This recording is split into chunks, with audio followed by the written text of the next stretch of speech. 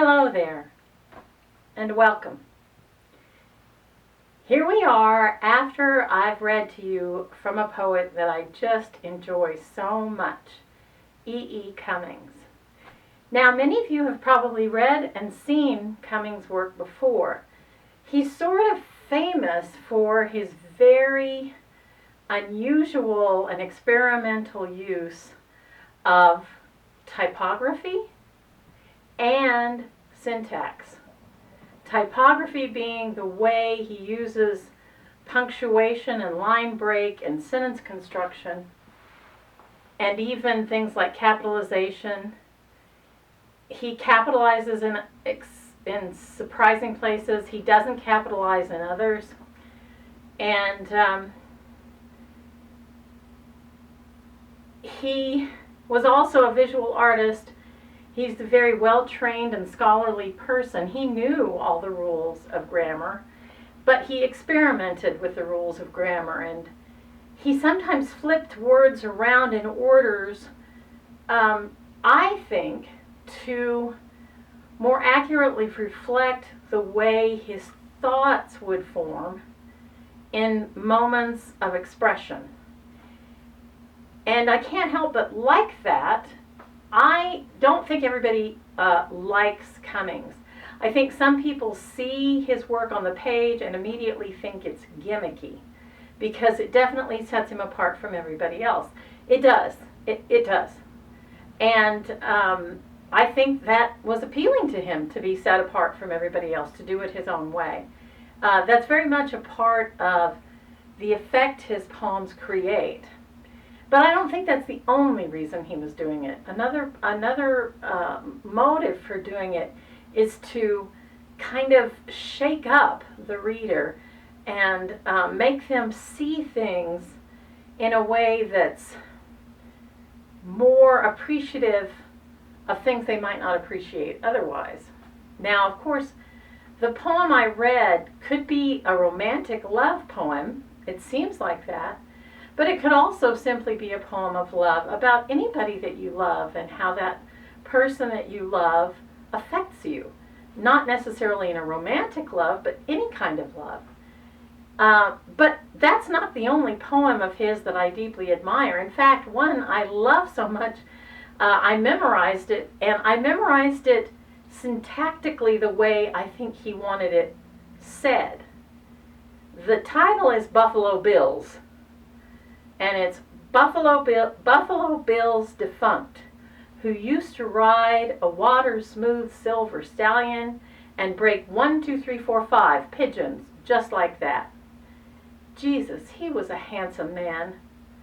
And what I want to know is, how do you like your blue-eyed boy, Mr. Death? Now, that's clearly a tribute poem to Buffalo Bill upon news of his death. But he writes about characters who die and who suffer quite a bit, but there's a strange sort of subtle humor in the face of that, and I think that's very appealing too. So what do I want to suggest to you? Do I want to suggest to you that you just, write I's as little letters and don't put commas where they go and skip the periods and make the sentences all inside out? Is that what I'm advocating for? Heck, if you want to do that, if you want to just mess with people for the sake of saying this is not special, what Cummings did is not special, then feel free. Lots of writers mess with people, lots of filmmakers mess with people, storytellers will mess with people, comedians will mess with people, so it's not really that unusual for a writer to do it. But if I were going to suggest taking some sort of inspiration from E. Cummings, it would be about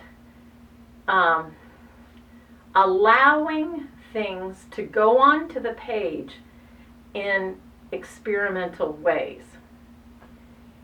I recited the poem. I love that poem. And only one stanza, the second to the last stanza, is sort of mysterious to me. But that last stanza is, I think, so clear and remarkable and beautiful. I don't know what it is about you that closes and opens, only something in me understands. The voice of your eyes is deeper than all roses. Nobody, not even the rain, has such small hands. Now, a lot of that in there is just, for many young readers, is just freaking confusing. But for me, it feels the way it feels when someone who I really care about can influence me through the tiniest, smallest thing. And that's certainly true of my mother can influence me that way, and my brother John could. My brother John could make me cry when I was a kid at the drop of a hat. And I think he often thought I was manipulating with my tears, and people do that. People will cry sometimes to manipulate others, but I didn't. Anyway, what I'd like to suggest is give yourself an opportunity to write a poem or an essay or a memoir or a story where you experiment with strange concepts. Something that comes to you as you're thinking, as you're walking around and living your life, some phrase that might float through your head. Take it and use it and see what you can do with it. Once I was at a restaurant and I heard a woman in another room yell, "No, Rex, no, not," and then another woman said, "Yes, please, not in the silverware." I thought that was funny. So I've kept it in my head. I feel like someday I'm going to put it in a poem. No, Rex, no. Yes, please, not in the silverware. So try that. Try experimenting with sentence structures, with phrases, with ideas, in a way that sort of pushes the limit of your understanding. Push a little bit against the commonplace, the ordinary and everyday. Push on it a little bit and see if you can find the miraculous and strange within it. There are miraculous and strange things within the commonplace and the everyday. I've often wanted to write about the problem with war and violence. And the phrase that always floats through my head is the pornography of blood. And I don't know that it's somebody else's. It might be somebody else's phrase. But for me, that is the great conundrum of many human reactions to things. The reaction is a fascination with violence, suffering, and death.